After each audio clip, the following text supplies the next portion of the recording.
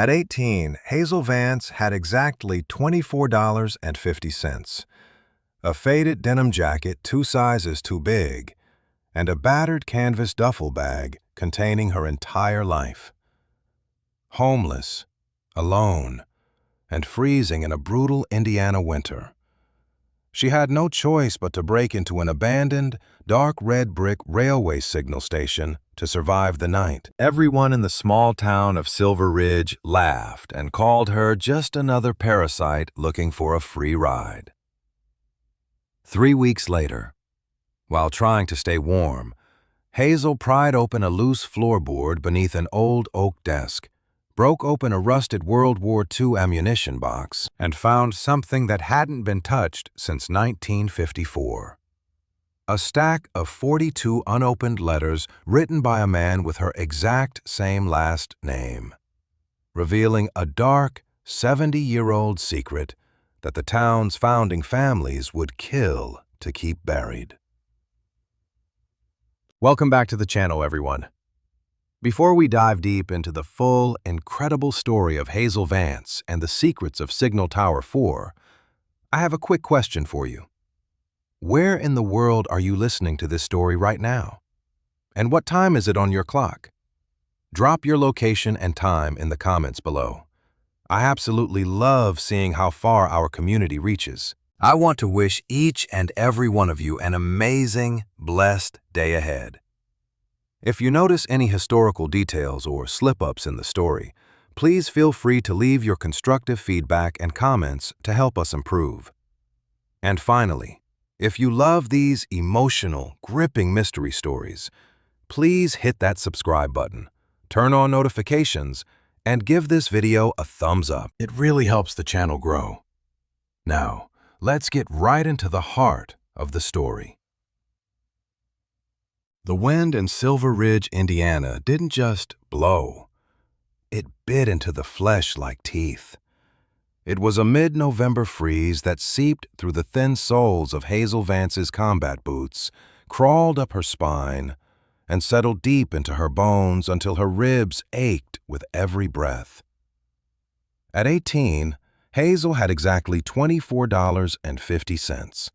A faded denim jacket 2 sizes too big, and a battered canvas duffel bag containing her entire life.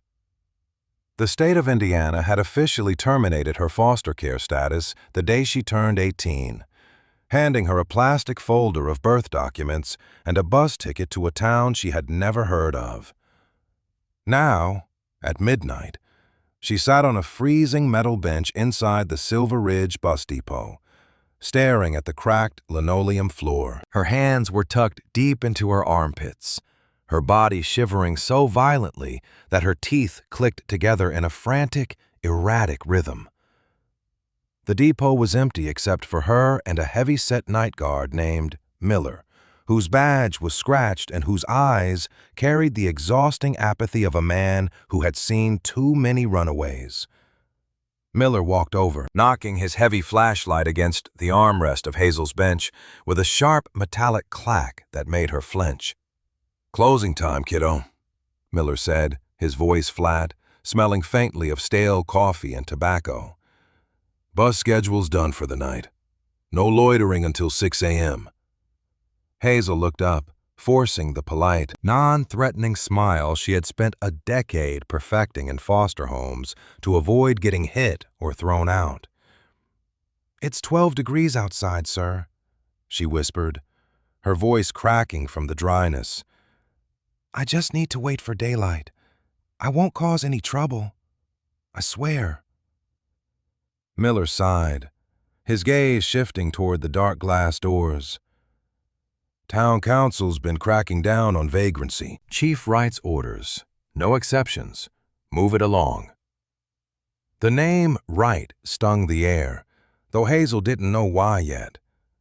She didn't argue. Arguing with authority only made the pavement hit harder. She hauled the heavy canvas bag over her shoulder and stepped out into the freezing night.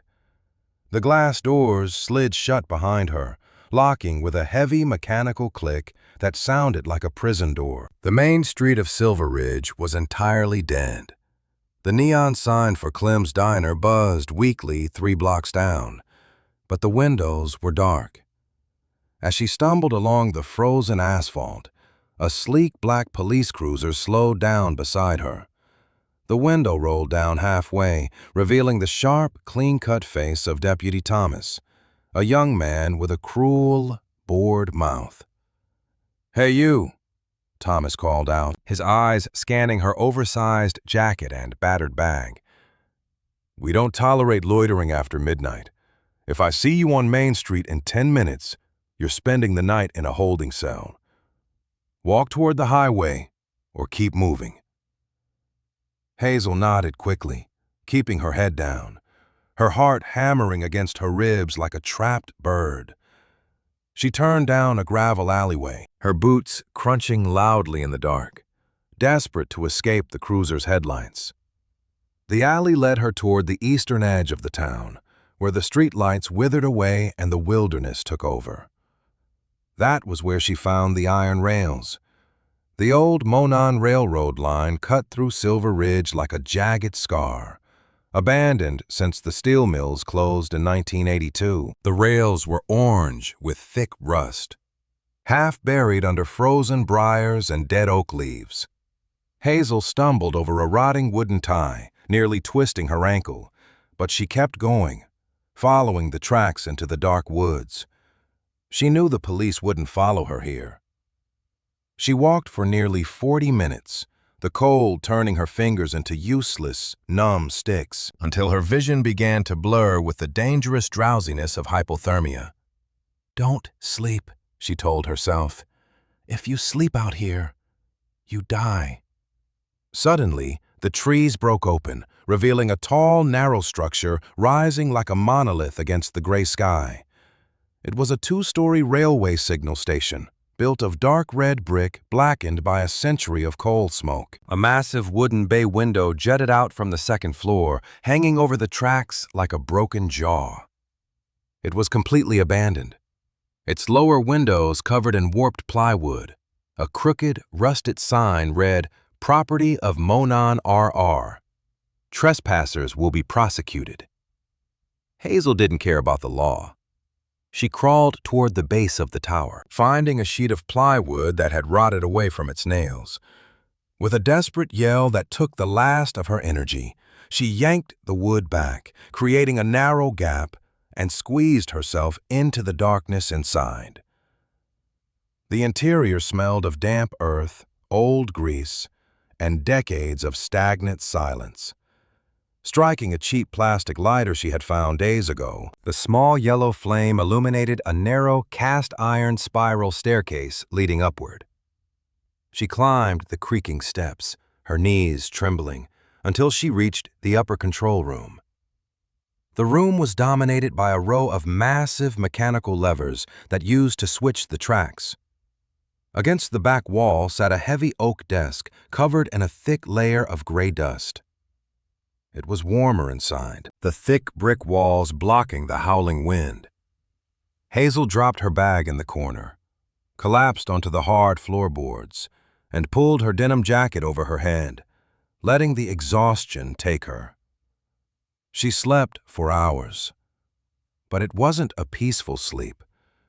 She was awakened violently in the early dawn by a sharp, splintering crack right beneath her. She bolted upright, her heart racing. The floorboards beneath the heavy oak desk had groaned, sinking an inch into the frame. Hazel crawled over, using the dim morning light filtering through the grime-covered windows to inspect the floor. 2 of the wide oak planks beneath the desk were loose, their original iron nails completely missing. Someone had deliberately pried them open long ago. Hazel wedged her fingers into the gap and pulled. The heavy wood resisted before lifting entirely, revealing a hollow, secret compartment built directly into the floor joists. Inside the dark space sat a heavy, olive-drab steel military ammunition box from the World War II era. It was secured by a thick, rusted brass padlock. Hazel's breath hitched. She looked around the empty room, then reached into her pocket, Pulling out a heavy industrial steel bobby pin she used to keep her hair back. Inserting it into the padlock's keyway, she twisted with all her might. The rust resisted, grinding painfully until a loud snap echoed through the tower. The lock broke. Hazel pulled the latch and lifted the heavy steel lid. Inside, there was no gold, no money, and no jewelry. Instead, neatly stacked in rows and tied together with thick, rotting twine, were dozens of thick envelopes. Hazel reached in, her hand trembling as she picked up the first bundle.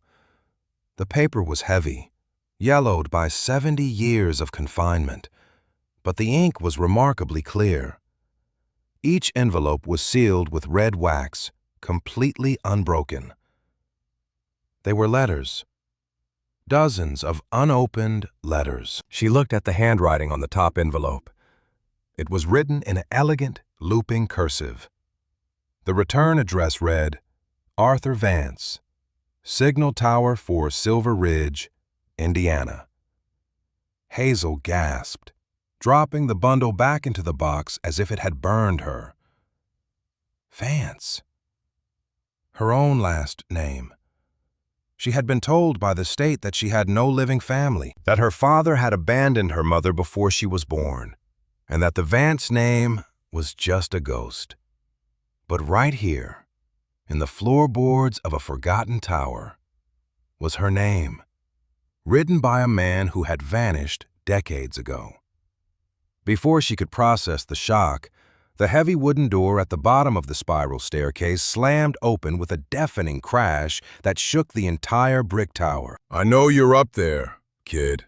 A booming, furious voice roared from the darkness below, followed by the heavy, rhythmic thud of combat boots climbing the iron steps. "You've got exactly 5 seconds to get your hands up before I leash my dog and call the county sheriff."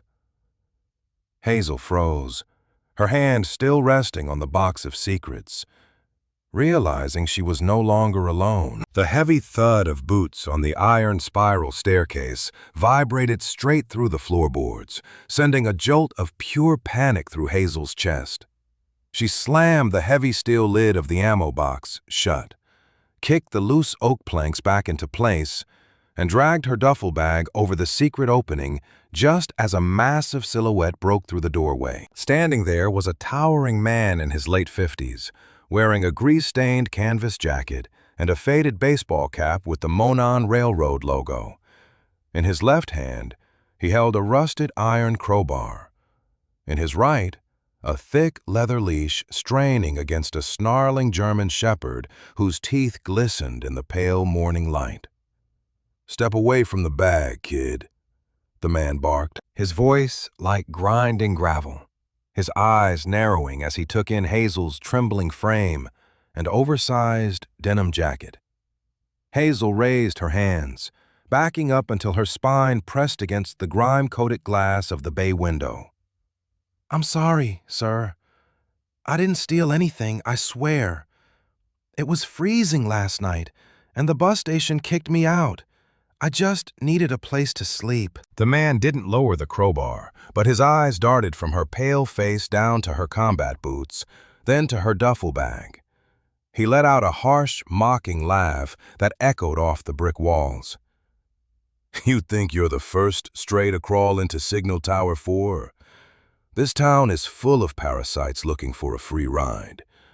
This is railroad property, which means it's city jurisdiction now. I'm Silas Wright, the town code enforcement officer, and my brother happens to be Chief Wright. You're trespassing, vandalism of public property, vagrancy, take your pick, kid." The name Wright flashed like a warning siren in Hazel's mind. It was the same name the bus depot guard had warned her about. Silas stepped closer, the German shepherd letting out a low, vibrating growl that made Hazel's knees shake. "Pick up your bag," Silas ordered, jerking the crowbar toward the door. "We're going down to the station." Hazel's heart hammered against her ribs. If they took her to the station, they would search her. They would find the box.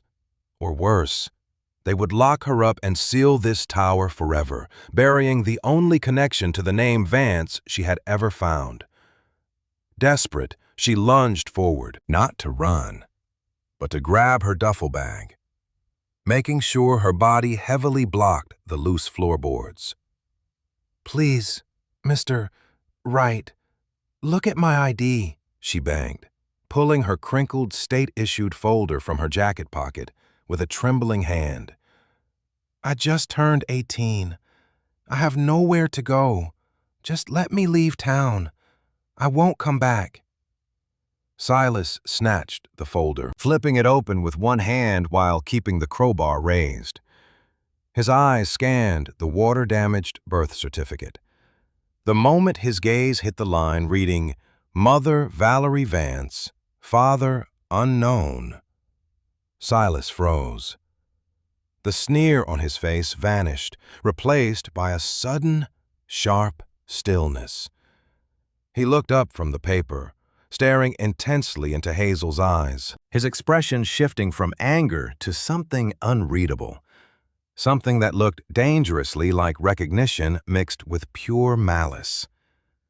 He looked back at the paper, then down at the floorboards right beneath her feet, his eyes lingering on the slight unevenness of the wood she was trying to hide. "Hazel Vance," Silas muttered, his voice dropping an octave, losing its boisterous roar and turning into a cold, venomous whisper. "You've got to be kidding me. The trash always finds its way back to the alley, doesn't it?" Hazel blinked, her fear momentarily overtaken by confusion. You know my family?" Silas didn't answer. Instead, his grip tightened on the crowbar until his knuckles turned white. He stepped forward, shoving the folder back into her chest so hard she stumbled against the window. "I don't know anything about a family, because you don't have one here," Silas hissed, his face inches from hers, his breath smelling of sour tobacco. "But I know what your kind does. You think you can just show up in Silver Ridge and dig up things that were buried 60 years ago? You listen to me, girl. You take your bag and you get out of this tower right now. If I see your face within the town limits by noon, I won't just lock you up. I'll make sure you disappear so deep into the county system, you'll forget your own damn name. Move." He yanked the German shepherd back, clearing the doorway just enough for her to pass. Hazel didn't hesitate. She grabbed her duffel bag, her fingers brushing the cold wood over the secret compartment, agonizing over the fact that she had to leave the box behind. She rushed down the spiral staircase, the dog barking furiously behind her, and burst through the warped plywood opening into the blinding white light of the Indiana morning.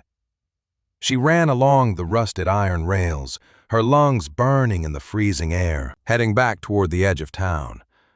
She didn't stop until she reached an old, rusted chain-link fence bordering a deserted scrapyard. Panting heavily, she collapsed against the metal mesh, tears of frustration finally spilling over her cold cheeks. Silas Wright knew her name. He knew who the Vances were, and he was terrified of what she might find in that tower. It wasn't just about trespassing. It was about a secret. Hazel wiped her eyes, her gaze hardening as she looked back toward the tree line where the brick signal station stood hidden. Silas thought he had scared her off, but he had done the exact opposite. He had given her a reason to stay.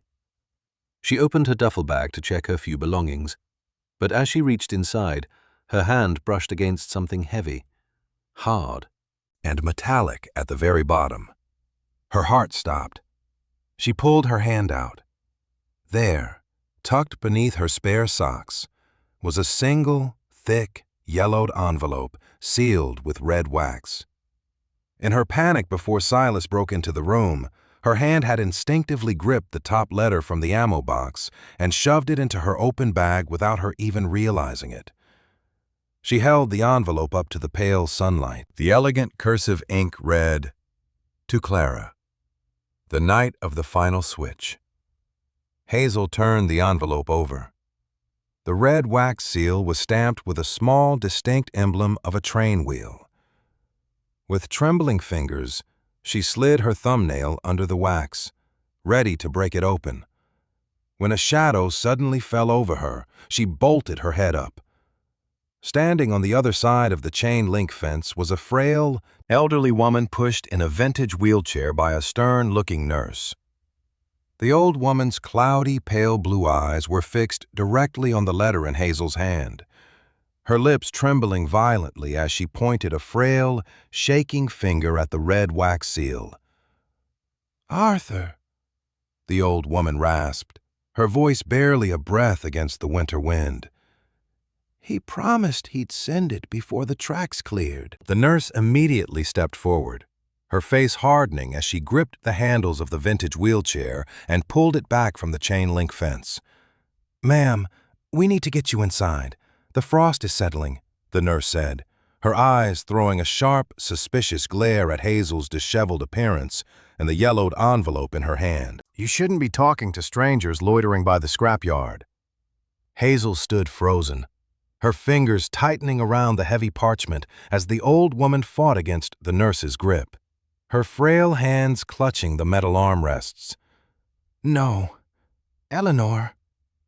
Look," the old woman cried out, her voice cracked and frantic, a sudden, desperate strength animating her frail frame. "The seal. It's the Monon wheel. He said he'd leave it at the station before the midnight express came through in '54. He promised me." Hazel's heart leaped into her throat. She took 2 hurried steps toward the fence, ignoring the biting cold. "Are you Clara?" she asked, her voice trembling as she held the letter closer to the wire mesh. "Is your name Clara?" The old woman nodded violently, tears welling up in her cloudy, pale blue eyes, reflecting the dim Indiana sun. "Clara Vance. No, Clara Miller now. They told me he ran away with the company funds. They told me he never wrote." The nurse shook her head, letting out an annoyed sigh. "She has dementia. Kid. She talks about the old railroad days every time she sees a piece of scrap metal. Come on, Clara. Time for your medication." But as the nurse began to wheel her away toward the small, brick nursing home visible across the road, Clara threw her head back, staring directly into Hazel's eyes with absolute, chilling clarity. "Silas's father took them," Clara whispered loudly, her voice cutting through the whistling wind. "George Wright was the dispatcher that night. He locked the tower." Don't trust the ledger. The ledger is a lie. The revelation hit Hazel like a physical blow. The name Wright wasn't just a coincidence. It was a legacy of theft.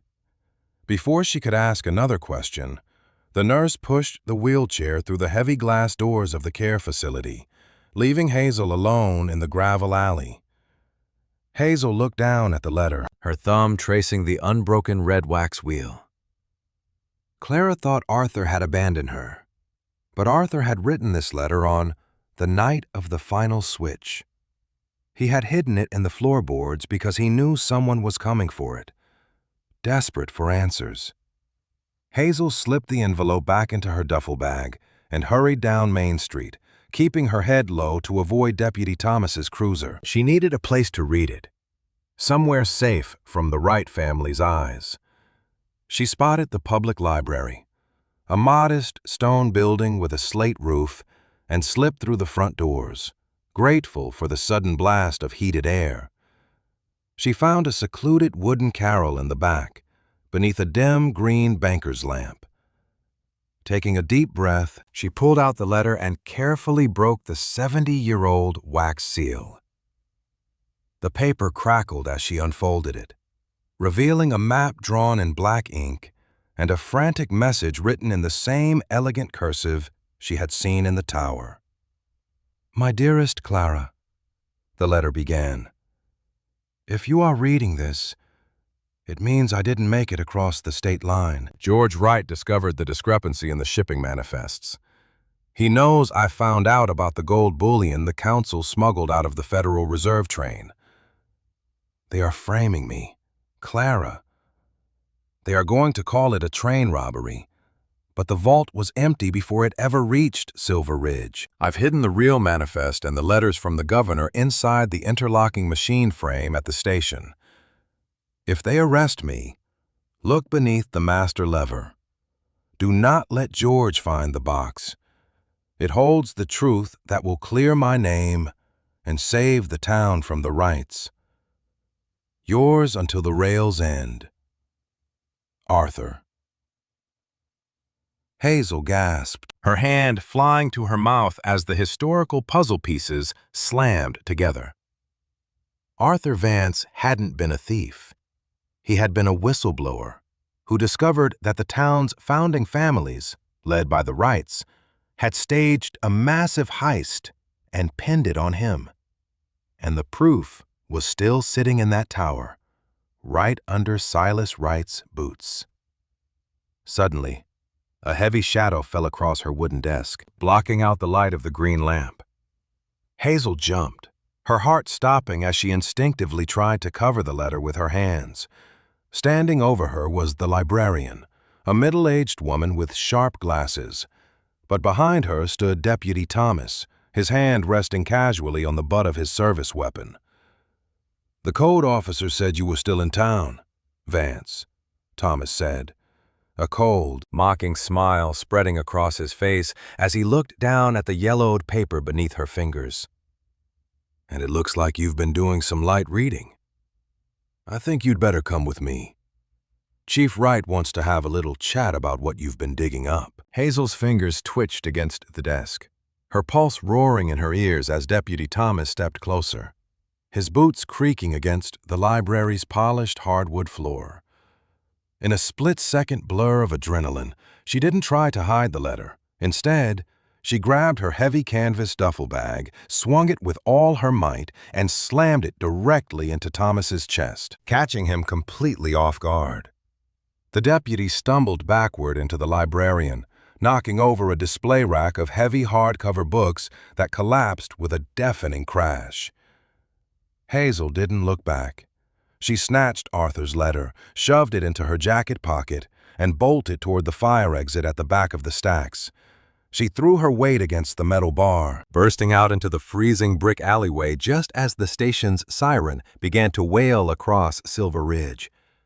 A piercing scream that signaled the entire town was now hunting an 18-year-old runaway. The cold air hit her lungs like liquid nitrogen, but she kept running, ducking into the maze of snow-covered residential streets, her heart pounding with the realization that the Wrights wouldn't just arrest her. They would destroy the evidence to protect a 70-year-old lie. She needed to get back to Signal Tower 4 before Silas tore the floorboards apart.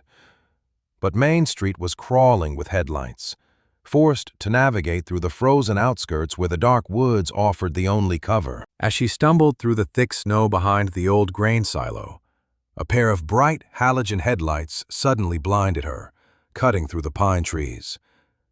Hazel froze, dropping to her knees behind a stack of rusted iron drums, holding her breath as a battered white pickup truck skidded to a halt just 10 feet away from her hiding spot. The driver's side door creaked open, and a young man about her age stepped out into the snow, wearing a heavy flannel shirt and grease-stained work gloves. He had a smudge of charcoal on his cheek, and his eyes scanned the brush frantically until they locked onto her denim jacket. "Hey, get in, quick!" the boy shouted over the rumbling engine, waving his arm toward the passenger side. "I saw Thomas chasing you from the library. I know who you are." Hazel. Hazel tightened her grip on her bag, her survival instincts screaming at her to run into the deeper woods. "Who are you? "How do you know my name?" she demanded, her voice shaking from exhaustion and terror. The boy stepped closer, holding his hands up to show he wasn't a threat. "I'm Jonah Miller. Clara is my grandmother, the old lady you talked to at the fence." The nurse called my dad, told him some kid was asking about Arthur Vance, and my dad immediately called Chief Wright. "That's how they found you." My family has been terrified of that name for decades, but my grandmother hasn't spoken that clearly in 5 years. She told me to find you before the Wrights did. "Get in the truck, Hazel, or Thomas will have you in handcuffs in 2 minutes." Hazel stared at him, weighing the risk. But the distant sound of a police barking dog echoed from the alleyways behind her, telling her she had no choice. She lunged forward, scrambled into the passenger seat, and slammed the door just as Jonah thrust into reverse, spraying gravel and snow as they tore down the abandoned back road away from the town center. The truck's heater blasted stale, lukewarm air into her face, making her numb fingers ache with a sharp, burning pain as they began to thaw. "Where are we going?" Hazel asked, her eyes darting to the rearview mirror, half expecting to see a cruiser tailing them. Jonah gripped the steering wheel tight, his knuckles white. "To the tower. Silas is already there with a crew from the town council. They brought a generator and a circular saw. They're claiming the structure is a public hazard and they're clearing it out today. But my grandmother told me what's really under that master lever. She remembered everything after you left, Hazel. She told me George Wright didn't just frame Arthur. He murdered him." The word hung in the air like ice, freezing the breath in Hazel's throat. "What do you mean, murdered?" she whispered. Jonah turned the truck down the overgrown dirt path running parallel to the old Monon tracks, the branches scraping against the windshield like fingernails. "Arthur didn't run away with the money. He confronted George at the tower on the night of the final switch. George shot him, buried his body somewhere near the foundation, and used the stolen gold to fund the Wright family's real estate empire that owns half this county today.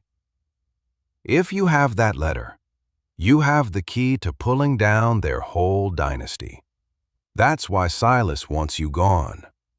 Suddenly, the truck lurched forward as a massive black shape rammed into their rear bumper with a sickening crunch of tearing metal. Hazel flew forward, her head barely missing the dashboard as Jonah fought to keep the truck on the icy path. She spun around to look through the rear window.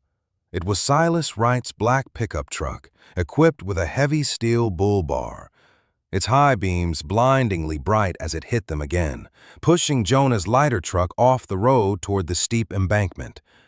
Silas's face was visible through his windshield, twisted in a mask of pure rage, his German shepherd barking furiously in the passenger seat beside him. "Hold on!"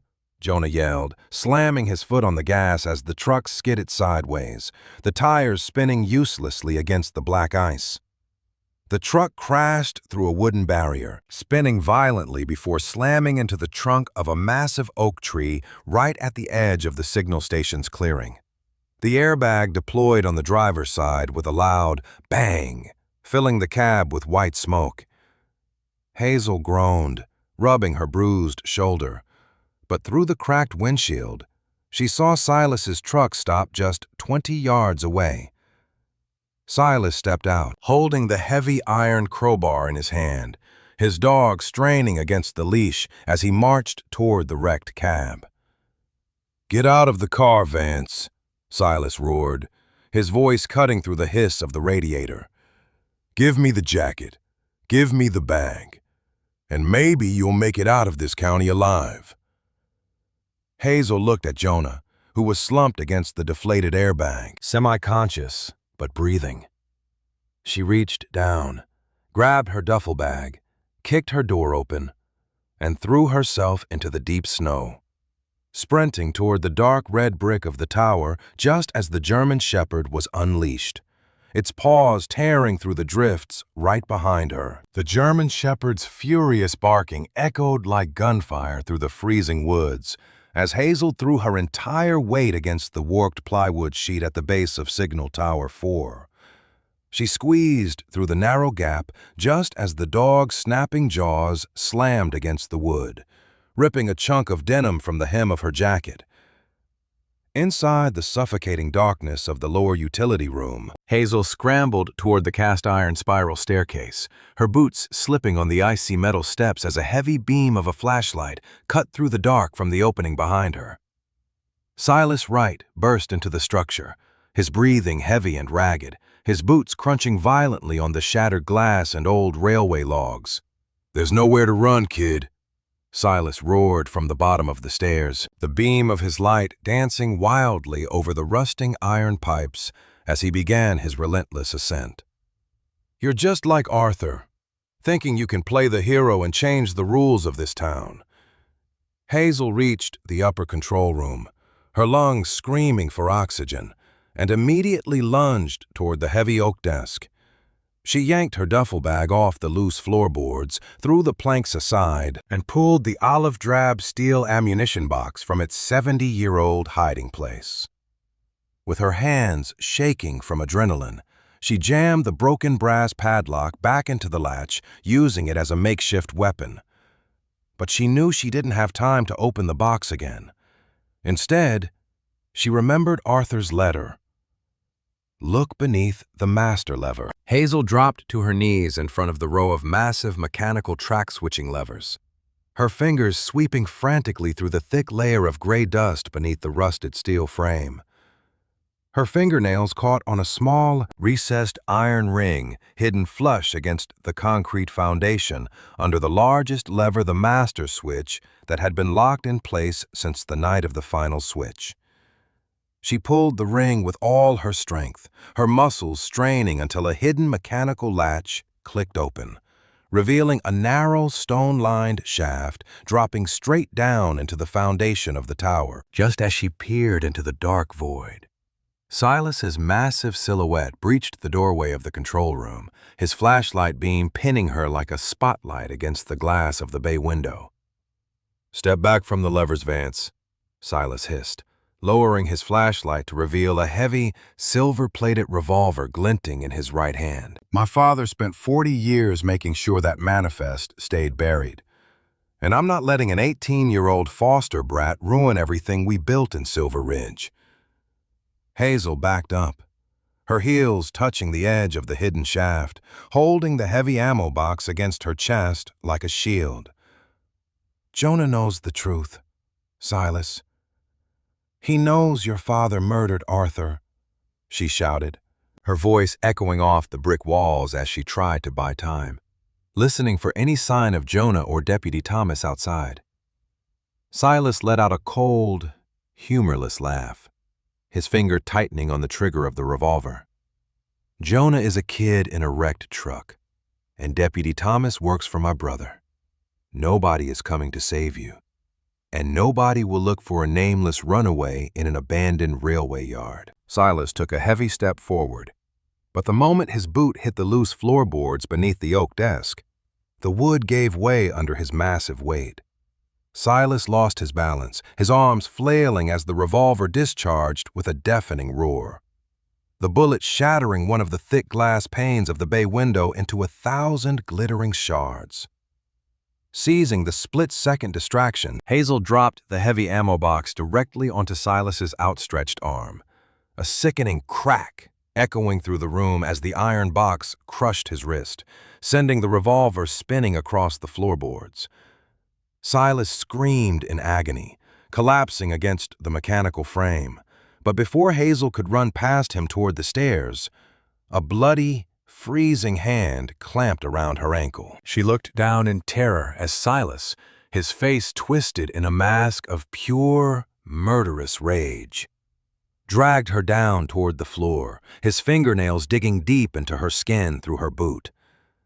Hazel kicked frantically with her free leg, her combat boot striking his injured wrist, forcing him to let go with a sharp gasp of pain.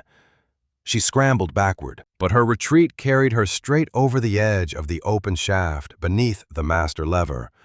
With a gasp of terror, Hazel fell into the darkness, her fingers clawing uselessly at the concrete edge as she plummeted into the hidden depths of the tower's foundation. She hit the bottom with a thud, landing on something soft but terrifyingly brittle that shattered beneath her weight with a dry, hollow crunch. Striking her cheap plastic lighter with a trembling thumb, the tiny flame illuminated her surroundings, causing her blood to run cold. She wasn't lying on trash or old blankets.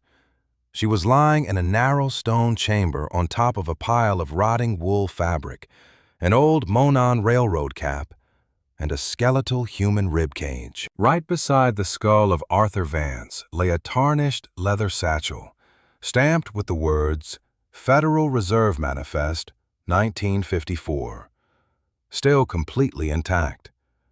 Before she could even process the horror of her discovery, she heard the heavy, uneven thud of Silas's boots starting to climb down the iron rungs of the shaft above her, his flashlight beam cutting through the dust like a laser. The smell of 70 years of damp earth and decay pressed into Hazel's face as she stared at the hollow eye sockets of Arthur Vance's skull. The tiny yellow flame of her plastic lighter flickered wildly, casting dancing shadows against the limestone walls of the hidden vault, her chest heaving as the heavy, uneven thud of Silas Wright's boots echoed down the narrow iron rungs above. "You're trapped down there, girl," Silas hissed from inside the shaft, his voice distorted by the stone walls, his flashlight beam cutting through the dust and landing squarely on the skeletal remains beneath her. "My father always said he should have thrown a couple of concrete bags down after him, but he got lazy. Don't make the same mistake he did. Just leave the satchel and crawl into the corner." Hazel's fingers, numb and covered in ancient soot, scrambled across the floor until they wrapped around the strap of the tarnished leather satchel. She yanked it free from the skeletal ribs, causing a shower of dry, brittle bone to clatter against the stone. But as she pulled it close, she noticed something else, hidden beneath the rotting wool of Arthur's uniform jacket. A second, smaller aluminum lockbox, stamped with the letters U.S. Mail. Before she could reach for it, Silas's heavy leather boot crashed down onto the final rung of the ladder, just 5 feet away from her. With a desperate gasp, Hazel rolled to her left, jamming her back into the narrowest crevice of the stone wall as Silas stepped into the chamber, his flashlight beam blinding her, his breath coming in ragged, painful gasps as he clutched his broken wrist against his chest. In his good hand, he held a long, jagged shard of the broken window glass he had scooped up from the control room floor, its edge glinting with a lethal sharpness. "Give it to me," Silas growled, his face twisted in a mask of pure desperation as he advanced, his boot heel grinding a section of Arthur's hand bones into dust. "The town council is voting on the land redevelopment lease at noon today. If that manifest gets out, the right name is worthless. The bank forecloses on everything, and my family goes to federal prison. I'll cut you open right here if I have to. Vance." Hazel held the heavy leather satchel in front of her like a shield, her eyes darting frantically around the dark vault until they landed on a rusted iron pipe protruding from the wall right behind Silas, the old emergency pressure release valve for the tower's long-defunct hydraulic system. Arthur didn't just hide things here, she realized, recalling the diagram she had glanced at in the library letter. He rigged the system. "Your father didn't just steal the gold, Silas," Hazel said, her voice shaking but deliberate as she backed further into the crevice, her left hand secretly reaching behind her to feel for the frozen iron wheel of the valve. "He stole the lives of every family in Silver Ridge who trusted the railroad. He let Clara believe the man she loved was a thief. Silas let out a harsh, mocking laugh, taking another step forward, raising the jagged glass shard level with her throat. Clara is a vegetable in a nursing home, and nobody cares about a bunch of dead history. Hand over the manifest.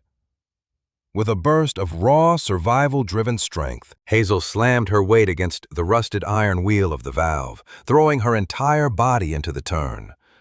The 70-year-old seal cracked with a sound like a gunshot, and a deafening hiss of stagnant, high-pressure iron silt and foul-smelling subterranean gas blasted directly out of the pipe, hitting Silas square in the face.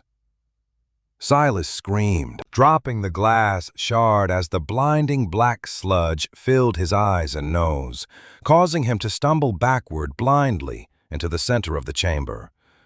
He tripped over the remains of Arthur Vance, his heavy frame crashing down onto the stone floor with a violent thud that cracked against the limestone.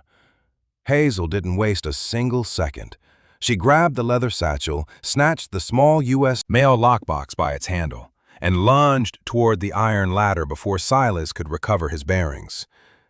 She climbed the rungs with a frantic, animalistic speed, her boots slipping on the rust, her hands burning as she hauled her body back up through the floor opening beneath the master lever. As she scrambled out onto the control room floor, she expected to see Jonah.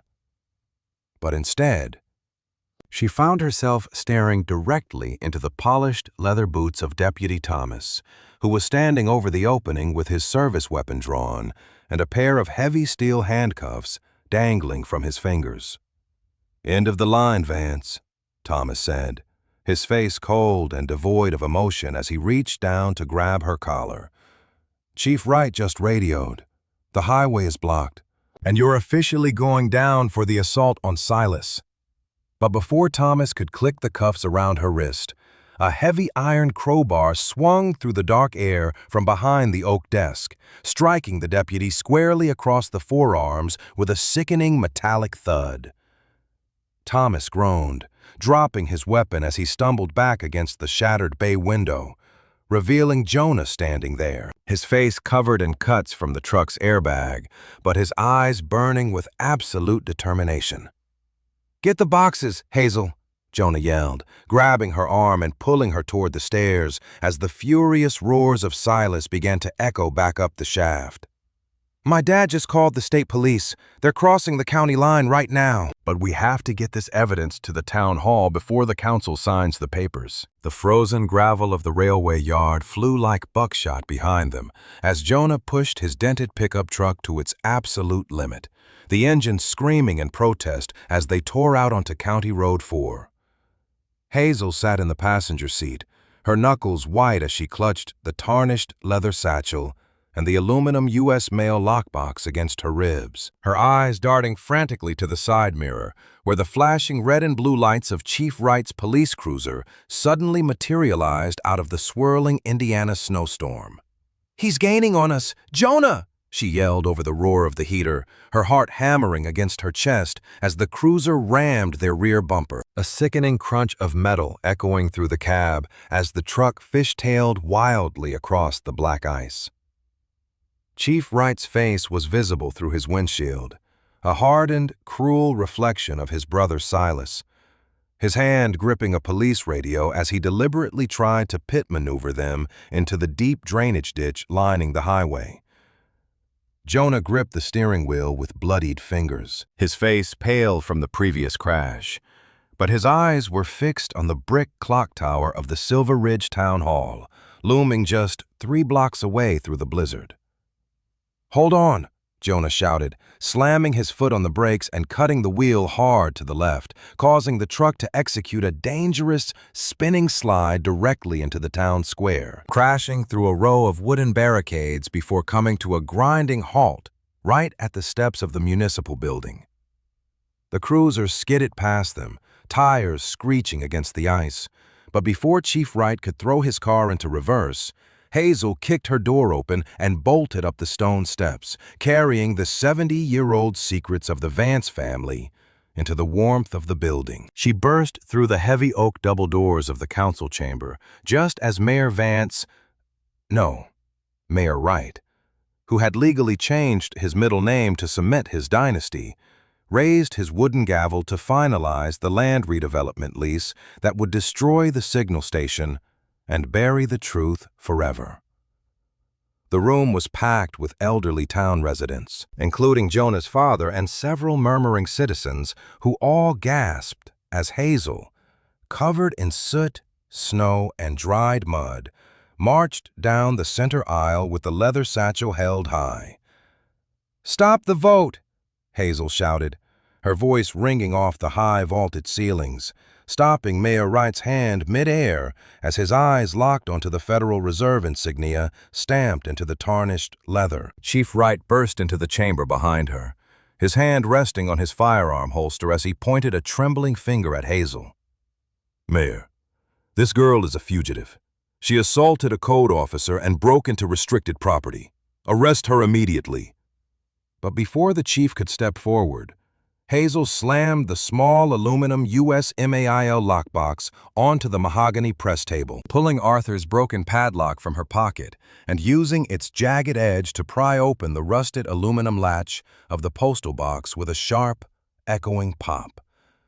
Inside the box lay a secondary ledger, wrapped in protective oilcloth, but pinned to the top page was a pristine, unmailed official letter bearing the official stamp of the United States Postmaster General from November 18, 1954. Hazel didn't read the financial manifest.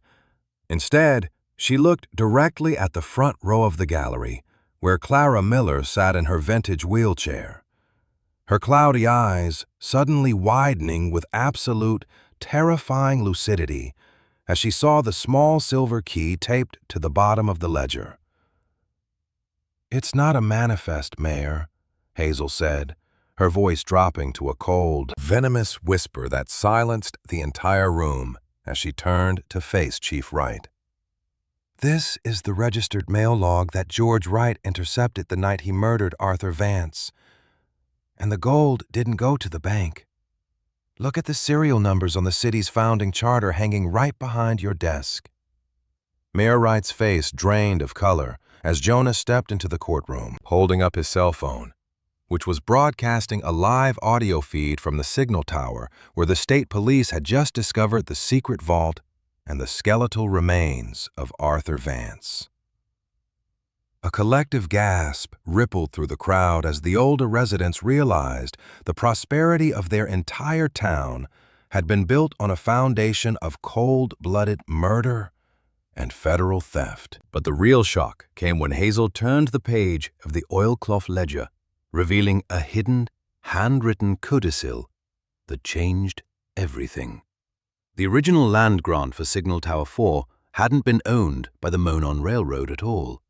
It had been privately purchased by Arthur Vance before his death, and according to the unbroken chain of custody in the federal log, the entire downtown commercial district of Silver Ridge legally belonged to his sole surviving heir.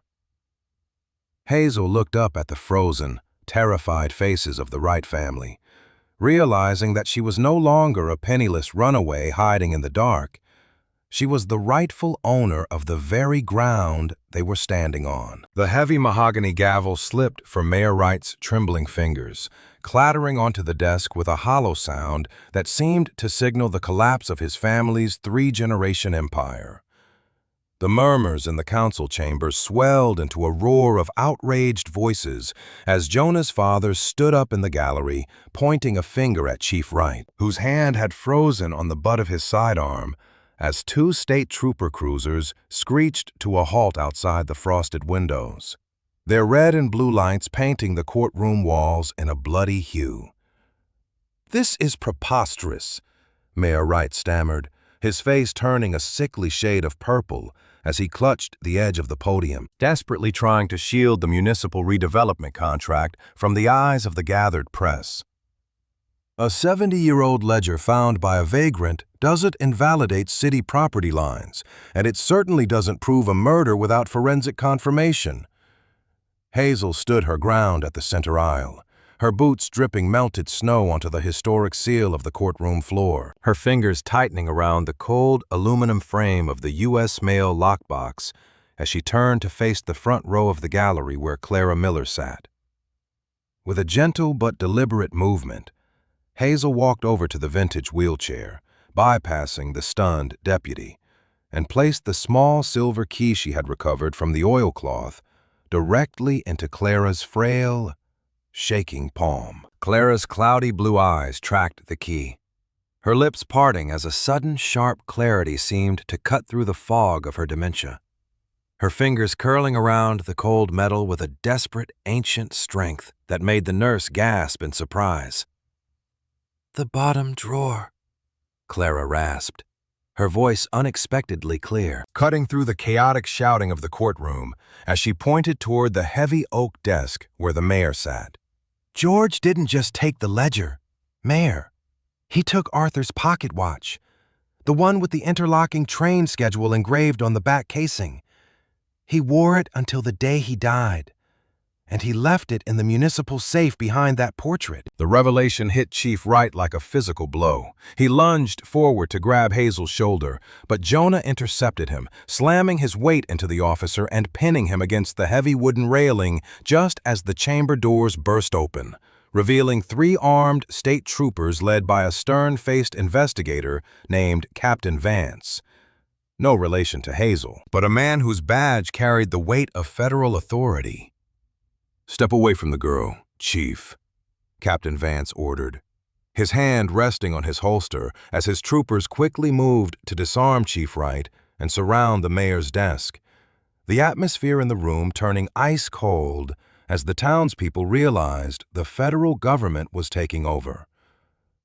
Chief Wright slowly raised his hands, his face twisted in a mask of defeat. But as the troopers clicked heavy steel handcuffs around his wrists, he glared at Hazel with a venomous intensity. "You think you've won something, kid?" The chief spat, a bitter, bloody smile spreading across his lips. "Even if my father killed Arthur, the money is gone. Spent decades ago to build the schools, the roads, and the very air you breathe in this town. You tear us down, and Silver Ridge dies with us." Hazel looked down at the oilcloth ledger, her eyes scanning the hidden codicil once more before looking back at the desperate man, a quiet confidence settling deep into her chest as she realized the final, ironic twist Arthur Vance had left behind for his descendants. "The money isn't gone, Chief," Hazel said, her voice calm and steady as she turned the page to reveal a series of intact, uncashed bearer bonds issued by the Federal Reserve in 1954, hidden between the double lining of the mail log, and worth millions today after 7 decades of compound interest. Arthur didn't just save the manifest to clear his name. He left a trust fund for the entire community, legally tied to the signal station property, which means the Wright family doesn't own this town anymore. The people do. Before Mayor Wright could utter another word of protest, Captain Vance stepped behind the podium, sealing the municipal safe and taking custody of the documents, while the gallery erupted into a standing ovation, leaving Hazel standing in the center of the room, no longer a forgotten orphan, but the architect of a town's rebirth. The standing ovation in the council chamber died down into a tense, breathless silence as Captain Vance's state troopers began escorting the pale, sweating Mayor Wright out through the side exit, his gold-plated nameplate left abandoned on the heavy mahogany desk. Hazel stood near the front row of the gallery, her muscles finally slumping from exhaustion, but the sense of relief vanished instantly when she felt a tight, agonizing grip clamp down onto her forearm from behind. She spun around, her heart stopping as she found herself staring directly into the manic, mud-streaked face of Silas Wright, who had crawled through the basement utility tunnels of the town hall with his crushed wrist crudely wrapped in a bloody flannel shirt. In his left hand, he held a sparkling, heavy-duty industrial taser he had ripped from a security guard's belt in the corridor. The twin steel prongs vibrating inches away from Jonah's father's neck as he used the older man as a human shield. "Nobody moves!" Silas screamed, his voice cracked and echoing wildly off the vaulted ceiling, his eyes bloodshot and scanning the room like a trap animal as the state troopers immediately drew their firearms, creating a lethal standoff in the center aisle. "You think you can just hand over 70 years of my family's sweat to a nameless brat? Chief Thomas is already burning the records at the precinct, and if I don't get that satchel right now, I'm pulling this trigger and taking half this room down with me." Jonah lunged forward to save his father, but Silas slammed the older man against the heavy wooden railing, the sparking taser emitting a loud, menacing buzz that forced everyone to freeze.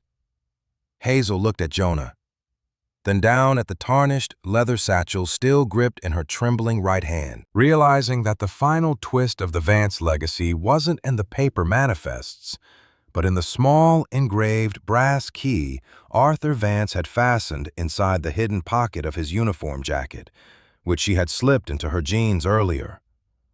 "Silas, stop," Hazel said, her voice dropping to a calm, hyper-focused whisper as she took a step toward him, deliberately drawing his frantic gaze away from Jonah's father. "The manifest you're looking for isn't even in this bag. Your father didn't just hide the gold bullion in the signal tower. He used the original Monon railroad tracking system to route the final shipment into the sealed subterranean vault beneath the Silver Ridge foundry, and the only way to open that vault is the automated master switch at Signal Tower 4. Silas froze, his jaw dropping slightly as his greed warred with his desperation, his eyes darting from Hazel's face to the oilcloth documents peeking out of the lockbox on the table. "You're lying," Silas hissed, though his grip on Jonah's father loosened by a fraction of an inch as the historical pieces began to click in his mind, remembering the old blueprint his father had obsessed over before his death. "The tower is completely dead. The master switch was welded shut in 1954. Hazel shook her head, pulling the engraved brass key from her pocket and holding it up so the glinting metal caught the harsh, fluorescent lights of the courtroom. "It wasn't welded shut, Silas. It was locked with this, the master operator's key that Arthur Vance died protecting. If you shoot anyone in this room, the state police will lock down the county, and you'll never touch a single grain of that gold. Let Jonah's father go. Take the key, and go to the tower before the demolition crew arrives." In that split second of hesitation, Clara Miller suddenly leaned forward in her vintage wheelchair, her frail fingers reaching up with an unexpected, lightning-fast precision and driving the silver key Hazel had given her directly into Silas's injured, bloody wrist. Silas bellowed in pure agony, dropping the taser as he stumbled backward, his grip breaking instantly. Jonah seized the moment, tackling Silas to the polished hardwood floor with a deafening crash just as the state troopers slammed their weight onto him, clicking a secondary pair of heavy steel handcuffs around his ankles, as Silas was dragged away screaming curses. Hazel gasped, looking at Clara, who offered a soft, knowing smile before her eyes slowly clouded over once more, returning her to the quiet fog of her memories. But before Hazel could breathe, Captain Vance walked over to the desk, holding a newly decrypted printout from the state forensic team that had just swept the signal tower's foundation. He looked at Hazel with a mixture of awe and profound gravity. "Hazel, we found something else in that vault beneath the master lever, buried behind Arthur's remains," the captain said, handing her a small, pristine, leather-bound diary with her mother's name, Valerie Vance, embossed on the cover in fading silver foil. Arthur wasn't just your great-grandfather. He left a legal will explicitly stating that the signal tower could never be demolished unless his direct bloodline signed the deed, and according to the date on this diary, your mother was living in that tower until the night you were born. Hazel's breath hitched as she opened the first page of her mother's diary, her eyes widening as a final, shocking revelation shattered everything she thought she knew about her past. She hadn't been abandoned by a nameless family. She had been hidden in the foster system by her mother to protect her from the very men who had just been arrested. The heavy leather-bound diary felt warm against Hazel's numb fingers as she sat on the steps of the Silver Ridge Town Hall. The swirling Indiana snowstorm finally beginning to clear, leaving behind a crisp, blindingly white blanket over the town square. Jonah walked over, handing her a steaming paper cup of black coffee from Clem's diner. His face still bruised from the truck's airbag, but his eyes reflecting a quiet, profound peace that Silver Ridge hadn't seen in 70 years. Captain Vance just finalized the seizure of all the Wright family's real estate assets, Jonah said softly, sitting down beside her on the cold stone step, his shoulder brushing against her oversized denim jacket. They found the ledger duplication at the precinct before Thomas could burn it. Turns out my grandmother Clara was right about everything. Hazel, your family's name is completely cleared, and the town council has officially declared Signal Tower 4 a protected historical landmark under your permanent ownership. Hazel took a slow sip of the coffee, letting the heat bloom in her chest before she looked down at the final page of her mother Valerie's diary, her thumb tracing the elegant, looping cursive that so perfectly mirrored Arthur Vance's handwriting. To my beautiful Hazel, the last entry read, dated 18 years ago, on the very night she was placed into the foster care system. The Wrights think they have cornered me, but they don't know I found Arthur's final hiding place beneath the tracks. I am leaving you in the system under the Vance name because it is the only place their greed won't look a nameless orphan in a sea of paperwork. But when you turn 18, the blood will call you back to the signal tower, and the master switch will give you the home they stole from us. Do not look for the gold, my love. Look for the letters. Hazel's eyes welled with tears, but she didn't let them fall. She finally understood that her entire life of loneliness, of moving from one cold foster home to another, hadn't been a series of rejections. It had been a meticulously designed shield to keep her alive until she was strong enough to reclaim her birthright. Suddenly, Deputy Thomas, now stripped of his badge and uniform jacket, was led down the town hall steps in heavy steel handcuffs by 2 state troopers. His face pale and downcast as he refused to look at the crowd of townspeople gathered in the square. As he passed Hazel, he stopped for a fraction of a second, his lips trembling as he leaned slightly toward her. A final, desperate confession slipping from his mouth before the troopers yanked him forward. Your mother didn't leave you because she wanted to, Hazel, Thomas whispered frantically, his voice cracking under the weight of the federal charges hanging over his hand. George Wright didn't act alone on the night of the final switch. There was a third partner who took the physical gold bullion out of the foundry vault. Someone who has been running the Silver Ridge Community Trust Fund from the shadows for 40 years. Look at the signature on your foster care termination order. Hazel froze, her heart stopping as she watched Thomas get shoved into the back of the transport cruiser, the doors slamming shut with a heavy, definitive clack. With trembling hands, she reached into her denim jacket, pulling out the crinkled, state-issued folder containing her legal documents and flipping past her water-damaged birth certificate until she reached the final termination page signed by the county probate director.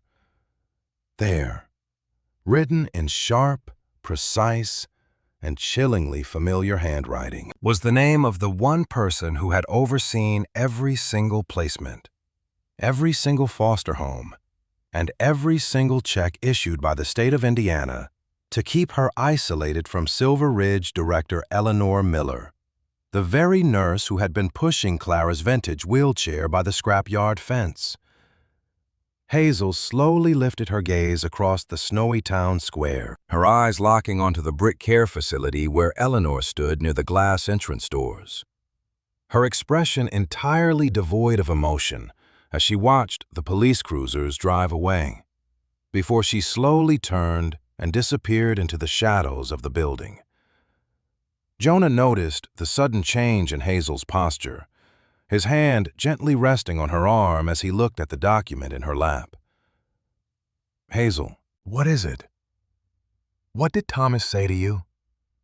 Hazel closed the folder, a cold, unyielding determination settling deep into her chest as she stood up, hooking the strap of Arthur's leather satchel over her shoulder and looking toward the dark red brick of Signal Tower 4, visible through the pine trees.